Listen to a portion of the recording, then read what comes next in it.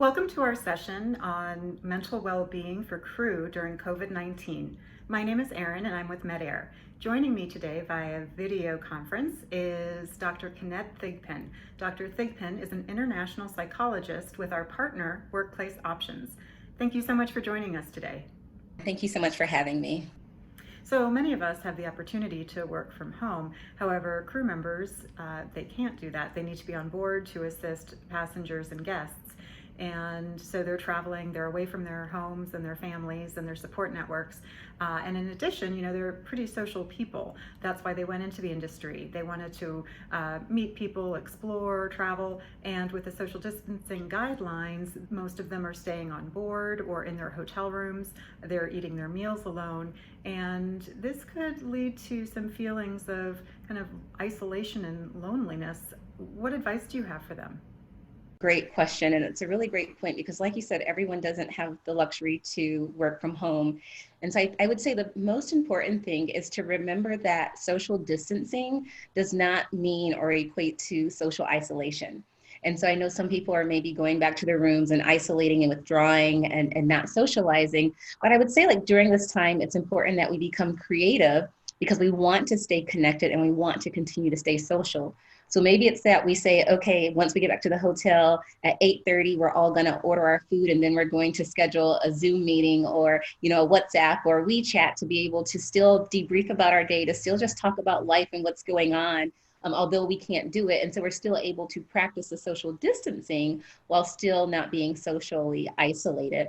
And then I would say the second thing is it's super important that we understand what is it that we like to do. And can we do those things in our hotel or while we're waiting for the next opportunity? And so find those things that you like to do. And so for me, I love to dance. Music changes the atmosphere. And then I would also say that when you dance, dancing changes the energy within your body, which is super important for the psychological well-being. And so even if it's not dancing, make sure that you're moving your body in some form or fashion. Make sure that you're doing exercises. Maybe it's that you've been wanting to write a book or journal. Take time to do that. And remember that you can still connect with your family, your friends, and your loved ones. It just looks a little bit differently now. Yeah. And another weight on a lot of people's minds right now is fear for the future. Are their jobs secure? Some people might be working on a limited basis. They don't know when it's going to get back to business as usual for them. Some of them have put themselves kind of in a weird holding pattern. They don't want to make plans for the future. They don't know what the future holds. What advice do you have for them? you know, I would say that, the fears about being on standby, the fears about, when am I going back to work or what would the industry look like?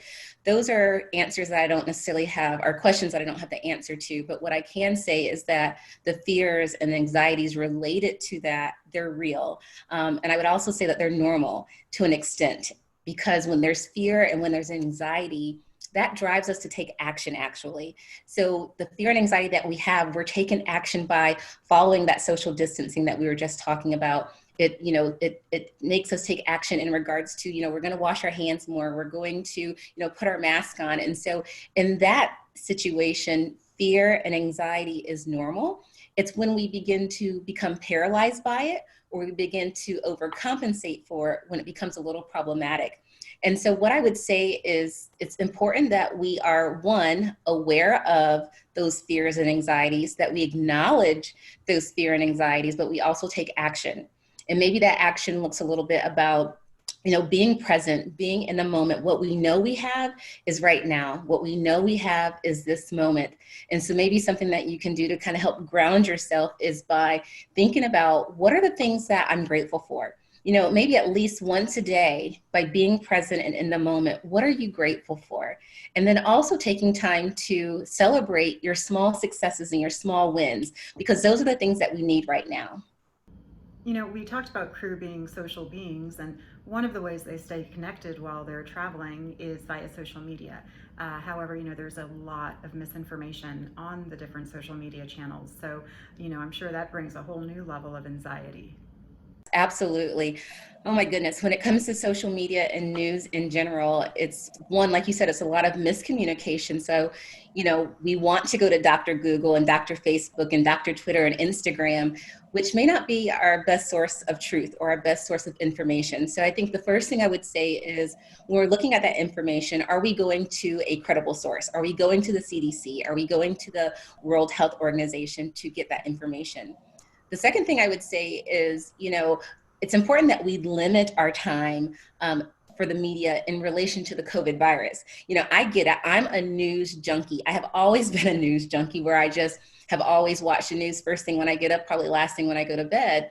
But, even when I turned on the news this morning, the first thing I saw was the staggering numbers of what we anticipate the deaths to be, the staggering numbers, what we anticipate how many people will catch the pandemic or the virus. And so in that situation, yes, it absolutely does add to our anxieties and to our fears.